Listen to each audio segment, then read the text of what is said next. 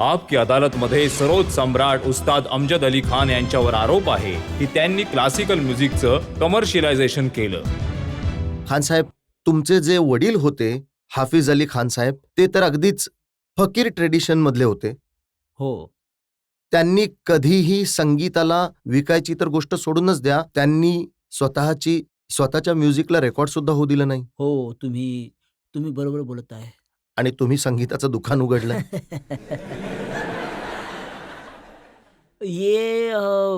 थोडं कॉम्प्रोमाइज करावं लागलं, कारण की जगात अनेक श्रोत्यांनी जन्म घेतला आहे आणि प्रत्येक श्रोत्याकडे अमजद अली खान नाही पोहोचू शकत. त्यामुळेच रेकॉर्ड करावं लागलं, डी-व्ही-डीज बनवाव्या लागल्या, कॅसेट्स बनवाव्या लागल्या आणि याच्यामागे फक्त कमर्शियलायझेशन नाहीये, याच्यामागे प्रयत्न हाच आहे की आपल्या कलेचा प्रचार व्हावा. त्या परंपरेचे लोक, जिथे तुमच्या वडिलांना नको होतं की त्यांचं संगीत पानाच्या टपरीवर ऐकलं जावं, हो. त्या परंपरेतल्या लोकांनी स्वतःची एक म्युझिक कंपनी उघडली. तुम्ही बरोबर बोलताय, कारण की स्वतःच्या म्युझिक कंपनीमध्ये हा फायदा असतो, की तुम्ही स्वतःच्या मर्जीचं संगीत रेकॉर्ड करू शकता. आणि ज्या बाहेरच्या कंपन्या आहेत, त्या स्वतःच्या मर्जीने आम्हाला हे हवंय, ते हवंय. परंतु सत्यता ही आहे, की क्लासिकल म्युझिकच कमर्शियलायझेशनचं आता होत आहे आणि याला कारण आज आपण जगाच्या समोर आहोत, जगामध्येच आहोत. जर डोंगरामध्ये गेलो, संन्यास घेतला आणि फक्त साधनेमध्येच मग्न झालो, तर मग श्रोतेसुद्धा निराश होऊन जातील. एक काळ असा होता जेव्हा तुमच्या जवळ ₹250 सुद्धा नसायचे घराचं भाडं देण्यासाठी. हो. आता काळ असा आहे की दर 6 महिन्याला मर्सिडीज गाडी बदलता. हो, हो, हो. ही तर ही तर परमेश्वराची कृपा आहे. देवाची कृपा म्हणावी की अमजद अली खान साहेबांचा बिझनेस सेन्स म्हणूया त्याला. नाही, ही हौस, चांगल्या गोष्टींची हौस मला अगदी लहानपणापासूनच होती. की एक दिवस एका चांगल्या गाडीत बसावं किंवा एका चांगल्या घरात राहावं. ही हौस आजही आहे. एक in search of excellence and perfection. परंतु फकिरीचा जो पोशाख आहे, तो आजही तसाच आहे. आता फक्त पोशाख राहिलाय अमजद साहेब, परंतु प्रत्यक्षात तर फकिरी नाही राहिली. आज तर मी ऐकले की सगळ्यात मोठी हौस तुमची चॉकलेट खाण्याची आहे. असं आहे की जर फकिरीचा पोशाख यामध्ये खरेपणा नसेल, मग सुरात खरेपणा दिसत नाही. एक क्लासिकल म्युझिशियन्समध्ये जो स्वर आहे, तर त्याला सुरात असणं फार गरजेचं आहे, अपीलिंग असणं फार गरजेचं आहे. नाहीतर मग सगळे श्रोते ऐकणं बंद करून टाकतात. परंतु जेव्हा श्रोत्यांचा मुद्दा येतो तेव्हा तुम्हाला हिंदुस्थानच्या श्रोत्यांचा कमी विचार येतो. बाहेर जाऊन सरोद वाजवण्याचा जास्त विचार येतो, कारण जास्त पैसा मिळतो तिथे.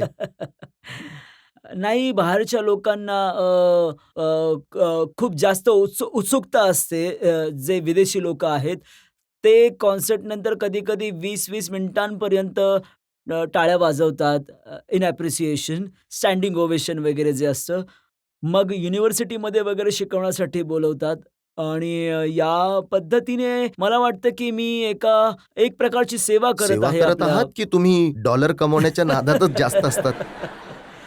ते सुद्धा त्याच्याबरोबरच डॉलर जोडला गेला आहे. हे खरं आहे का आणि की बाहेरच्या देशामध्ये तुम्ही म्युझिक स्कूल्स उघडण्याचा निर्णय घेतला आहे? नाही, निर्णय माझा नव्हता.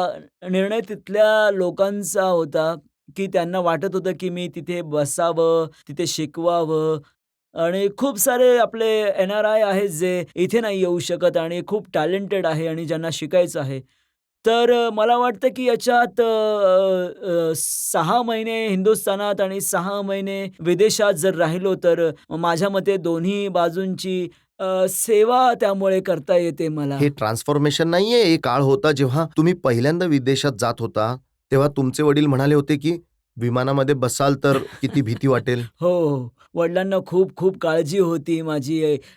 खरं तर ते परवानगी देत नव्हते जाण्याची. तर ते सगळेजण जे घेऊन जाणार होते, ते त्यांनी खूप कष्टाने त्यांची परवानगी घेतली. म्हणजे जेट सेट माएस्ट्रो तुम्हाला म्हणू शकतो आजच्या जगातील. नाही, but I am just trying to adjust. I think now आता जे माझं आयुष्य आहे, त्यात काही वर्ष मी माझ्यासाठी जगलो आणि आता मी इतरांसाठी जगत आहे. लोकांची सेवा करण्यासाठी जगत आहे. जनतेमधून काही प्रश्न विचारायचे असतील तर हो. आपण विचारूयात त्यांना. हो, तुम्ही फर्स्ट रो मध्ये. उस्ताद बिस्मिल्ला खां आपल्या कौशल्यात उत्कृष्ट होते. तुम्ही तुमच्या कौशल्यामध्ये उत्कृष्ट आहात. त्यांना भारतरत्न अवॉर्ड मिळालं. तुमचं नाव सुद्धा अजूनपर्यंत कन्सिडर झालं नाही. तुम्हाला याचं काही दुःख नाहीये का? नाही, अजून मी 80 वर्षांचा झालो नाहीये. आपल्या देशामध्ये अशी परंपरा आहे, की अ, अ, जोपर्यंत तुम्ही 80-90 पर्यंत पोहोचणार नाही, तर खूप साऱ्या गोष्टी मिळत नाहीत. सामान्यतः जे लोक राजकारण्यांच्या जवळ असतात किंवा हो, त्यांची हो. सेवा करतात, त्यांना जरा लवकर अवॉर्ड्स मिळतात. अ, बघा आता, मला असं वाटतं, की हे सुद्धा जेव्हा वेळ येते तेव्हा होतं, असं मला वाटतं. एक प्रयत्न तर केला होता तुम्ही. तुम्ही मिसेस गांधींना घेऊन एक राग बनवला होता. तुम्ही राजीव गांधींवरती सुद्धा एक राग बनवला होता. परंतु तुम्हाला रिवॉर्ड नाही मिळाला त्याचा. नाही, ते सगळे जे राग बनवले होते, ते त्यांच्या मृत्यूनंतर बनवले होते. ती माझी भावना होती. स्वामी हरिदास यांच्यासाठी राग बनवला होता. उस्ताद आमिर खान साहेबांवरती सुद्धा आमिरी तोडी बनवला. महात्मा गांधी यांचं जेव्हा 135 वर्ष साजरं केलं पॅरिसमध्ये, नरसिंहरावजी गेले होते. तर तिथे आम्ही बापूंना एक राग समर्पित केला, बापू कोस. फारच छान सादरीकरण झालं होतं ते. इथे आणखीन त्यांचं नाव कदाचित तुम्हाला माहीत नाही. खूप रिसर्च करता राहतजी तुम्ही. मला जितकं माहिती आहे ते. खूप रिसर्च करता रजतजी, कमाल आहे. नाहीतर लोकांना कलाकारांच्या आईचं नाव माहीत नसतं. तर राहत जहान त्यांचं नाव होतं. तर त्यांच्या नावाने सुद्धा एक राहत कोस मी समर्पित केलं. आता मनमोहनजींचा नंबर येईल का राग बनवण्यासाठी? नाही, उपरवाला त्यांना सुदृढ आयुष्य देवो आणि त्यांना अत्यंत दीर्घायुष्य देवो. खूप चांगलं काम करत आहेत.